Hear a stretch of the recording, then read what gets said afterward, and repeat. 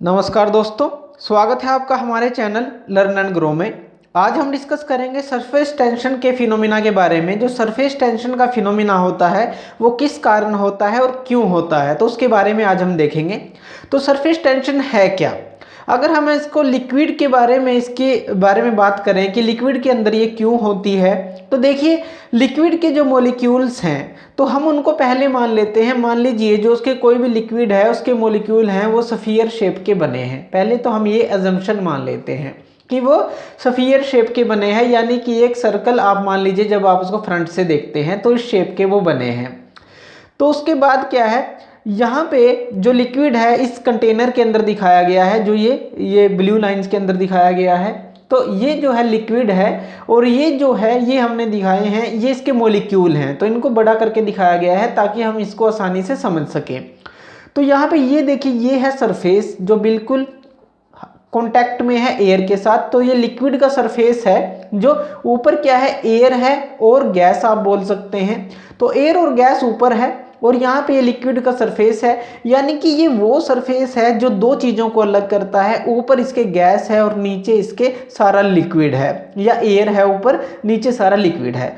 अब देखिए जो लिक्विड के मॉलिक्यूल्स हैं इनके बीच में कौन सी फोर्स होती है। लिक्विड के मॉलिक्यूल हैं आपस में चिपके रहते हैं तो उसको हम कोहेसिव फोर्स बोलते हैं, क्योंकि जो आपस में मॉलिक्यूल्स के अंदर फोर्स होती है उसको हम कोहेसिव फोर्स कहते हैं। और जो दूसरा, अगर ये जो मॉलिक्यूल हैं किसी दूसरी चीज़ से चिपकते हैं उसको हम एडहेसिव फोर्स बोलते हैं।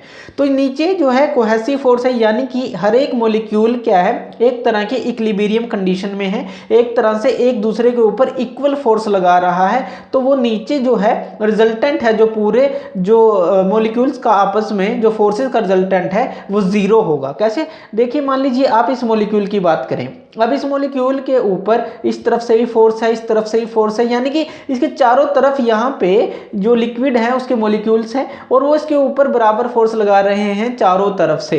तो अगर हम इसके रिजल्टेंट की बात करें, अगर इसके ऊपर रिजल्टेंट फोर्स की बात करें, अगर आप इसको मॉलिक्यूल एक 1 नंबर दे दीजिए तो 1 नंबर के ऊपर जो रिजल्टेंट फोर्स होगी वो क्या होगी, इक्वल टू 0 होगी, क्योंकि चारों तरफ से इसके ऊपर फोर्स लग रही है। अब देखिए थोड़ा ऊपर चलते हैं, इस मॉलिक्यूल की बात करें, आप इसको नंबर 2 दे दीजिए तो नंबर 2 के ऊपर जो रिजल्टेंट फोर्स होगी क्या वो 0 होगी? नहीं, वो 0 नहीं होगी। क्यों? क्योंकि देखिए ये जो सेकंड मॉलिक्यूल है ये सरफेस के पास है और जो ऊपर है ये ऊपर क्या है, एयर का रीजन है या गैस का रीजन है। तो ये जो है यहाँ पे सेपरेट हो चुका है, ये जो उसका कुछ पार्शली कह सकते हैं या कुछ अंश कह सकते हैं वो इससे सेपरेट हो चुका है, यानी कि इसके ऊपर जो फोर्सेस लग रही हैं वो सारी ज़्यादातर नीचे की तरफ हैं। तो नीचे की तरफ उसको खींचने की कोशिश की जा रही है। तो सारी जो फोर्सेस हैं इसके ऊपर क्या होंगी, डाउनवर्ड होंगी।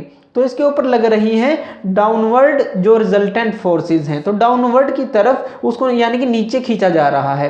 अब देखिए थोड़ा और ऊपर का मॉलिक्यूल लेते हैं, देखिए ये थोड़ा सरफेस के थोड़ा सा कांटेक्ट में था।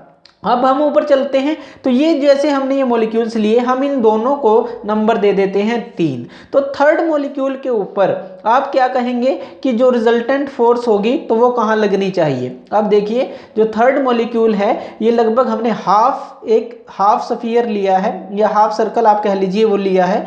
अब इसके ऊपर जो ऊपर है एयर है, गैस है, लेकिन जो लिक्विड के मॉलिक्यूल हैं इसको वो नीचे की तरफ खींच रहे हैं। तो नीचे की तरफ यानी कि इसके ऊपर भी जो भी फोर्सेस लगेंगी वो डाउनवर्ड की तरफ लगेंगी, यानी कि इसको नीचे खींचने की कोशिश की जाएगी। अब देखिए जो सरफेस पे मॉलिक्यूल्स हैं इसी तरह के मॉलिक्यूल्स हैं, तो यहाँ पे सारे जो इस तरह के मॉलिक्यूल्स हैं उन पे जो सारी फोर्सेस लगेंगी वो नीचे की तरफ लगेंगी, यानी कि वो इसको नीचे की तरफ खींचने की कोशिश करेंगे। अब देखिए सरफेस टेंशन जैसा कि इसको नाम दिया गया है, यानी कि जो सरफेस है उसके अंदर एक तरह की टेंशन प्रोड्यूस हो जाएगी, यानी कि जैसे मान लीजिए कोई रस्सी है, आप उसको खींचते हैं तो खींचते हैं उसके अंदर टेंशन प्रोड्यूस हो जाती है। जब ये टेंशन प्रोड्यूस होती है तो इसके ऊपर यहाँ पे एक इलास्टिक मेम्ब्रेन टाइप बन जाती है। जो यहाँ पे ये सरफेस है एक इलास्टिक मेम्ब्रेन की तरह बन जाता है, यानी लाइक एन इलास्टिक मेम्ब्रेन ये काम करती है जो लेयर है।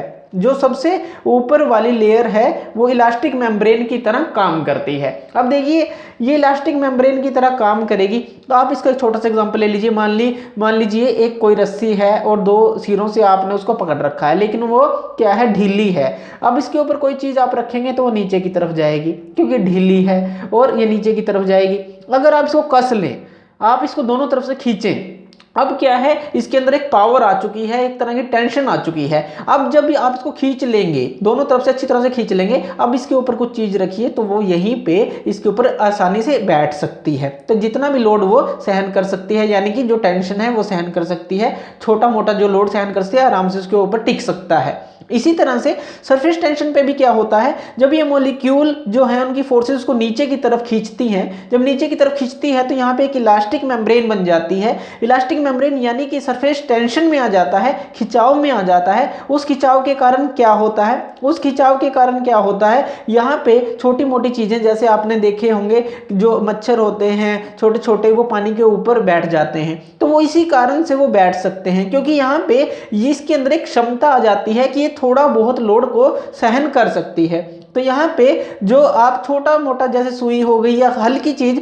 आराम से रखेंगे तो ये इसके ऊपर ही रहेगी। तो एक इलास्टिक मेम्ब्रेन आ जाती है, यानी कि एक सरफेस टेंशन आ जाती है सरफेस के अंदर, और आसानी से कुछ छोटा मोटा लोड को ये बियर कर सकती है। तो सरफेस टेंशन क्या है, किस कारण प्रोड्यूस होती है, जो मॉलिक्यूल की डाउनवर्ड फोर्सेस है, जो मॉलिक्यूल्स को खींचती है, जिसके कारण वो स्ट्रेच हो जाते हैं और एक इस तरह की एक मेम्ब्रेन बन जाती है। हल्की सी डाउन में होती है ये, तो हल्की सी, अगर आप इसकी शेप देखेंगे तो यहाँ से भी फोर्सेस लगेंगी, तो हल्की हल्की सी इस तरह से डाउन में होती है, यानी कि हल्की सी डाउन में होती है, तो एक स्ट्रेच पैदा हो जाता है, यानी कि इसको खींचते हैं तो टेंशन पैदा हो जाती है। इसको हम बोलते हैं सरफेस टेंशन। तो ये थी सरफेस टेंशन। तो थैंक यू वीडियो देखने के लिए, और ज़्यादा अपडेटेड वीडियोज़ के लिए आप हमारे चैनल लर्न एंड ग्रो पे हमें सब्सक्राइब कर सकते हैं। Thank you.